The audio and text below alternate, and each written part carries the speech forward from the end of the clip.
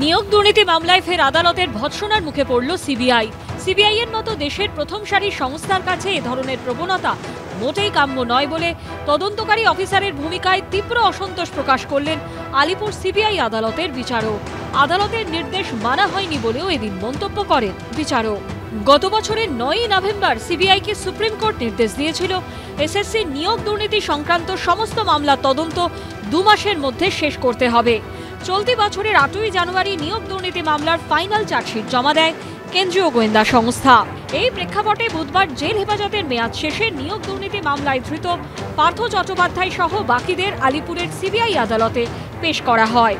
এদিন জামিনের আবেদন জানান এসপি সিনহার আইনজীবী। আদালতে তিনি বলেন, তদন্ত এখনো বাকি রয়েছে, তবুও সিবিআই চূড়ান্ত চার্জশিট জমা করেছে। ফরেনসিকের রিপোর্ট আসা এখনো বাকি। তাহলে তদন্ত শেষ হলো কিভাবে বলা যায়? তিনি আরো বলেন, উচ্চ আদালত 2 মাসের মধ্যে তদন্ত শেষ করার নির্দেশ দেয়, এরপরও কি করে তদন্ত চলতে পারে? এর উত্তরে সিবিআই এর আইনজীবী জানান, যা তথ্য সংগ্রহ করা হয়েছে তা সবই কেস ডায়েরিতে রয়েছে।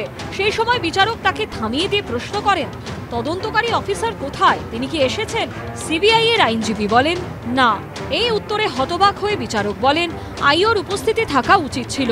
তিনি বলেন, আদালতের নির্দেশ পালন করা হয়নি, তিনি তার মতো নির্দেশ দেবেন। কোনো ত্রুটি থাকলে তাহলে তদন্তকারী সংস্থাকে সেই পরিস্থিতির মুখোমুখি হতে হবে। এদের কেসটা কিন্তু মূল দাঁড়িয়ে আছে সায়েন্টিফিক এক্সপার্টের রিপোর্টের ওপর। কারণ দেখবেন এই কেসটা ওদের বক্তব্য হচ্ছে হোয়াটসঅ্যাপ কল বা বিভিন্ন কল ইন্টারসেপশন, হ্যান্ড রাইটিং, এইগুলোর ওপর তো দাঁড়িয়ে আছে। তাহলে পুরোটাই কিন্তু ওই সিএফএসএল এক্সপার্টের রিপোর্ট না হলে এই কেসে এগোনোই যায় না। তো সেই জন্য টেকনিক্যাল মনে হলেও এটাই হচ্ছে major portion of the investigation. তো সেটাই তো বাকি আছে, এখনো রিপোর্ট আছে। এখানেই শেষ নয়। এদিন বিচারক মন্তব্য করেন, মামলা সংক্রান্ত বেশ কিছু নথি এদিন আদালতে জমা দেবার কথা থাকলেও আইও তা দিতে পারেননি। এমনকি সেই নথি দেওয়ার জন্য সময়ও চাওয়া হয়নি। এরপরেই বিচারকের পর্যবেক্ষণ, দেশের প্রিমিয়াম সংস্থার তরফে এই ধরনের আচরণ কোনোভাবেই কাঙ্ক্ষিত নয়। এদিন সকল অভিযুক্তকেই ফের জেল হেফাজতের নির্দেশ দিয়েছেন বিচারক। তবে প্রাক্তন শিক্ষামন্ত্রী পার্থ চট্টোপাধ্যায়ের তরফে জামিনের কোনো আবেদন করা হয়নি। পার্থপ্রতিম ঘোষের রিপোর্ট, এবিপি আনন্দ, কলকাতা।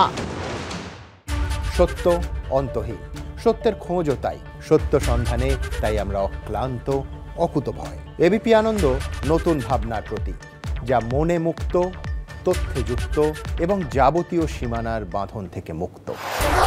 সীমা না শব্দটির মধ্যে লুকিয়ে আছে মানা শব্দটি, যেন চোখ রাঙানি এক অদৃশ্য বেড়াজাল, যা আটকে রাখে আমাদের এক ছোট্ট গণ্ডির মধ্যে।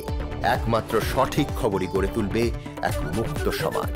সেই জগৎ গড়ার লক্ষ্যে কোনো সীমানার ঠুকুটি আমরা মানব না।